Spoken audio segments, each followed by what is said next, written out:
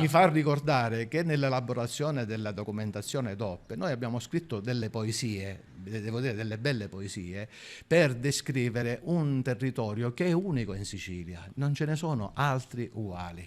Perché se tu fai conto che noi abbiamo 3 vallate sostanzialmente, la cinta collinare dei Monti Sicani e il Mar Mediterraneo, questa situazione non la ritrovi né nelle altre aree agrumicole siciliane. Quindi abbiamo dimostrato con una ricerca agrimeteorologica minuziosa con i colleghi specialisti del SIAS, altro servizio che io ho diretto per SIAS, il servizio agrometeorologico regionale, che ho avuto il privilegio di dirigere per 2 anni. E allora con quella relazione abbiamo praticamente dimostrato che è un'area molto significativa e molto importante.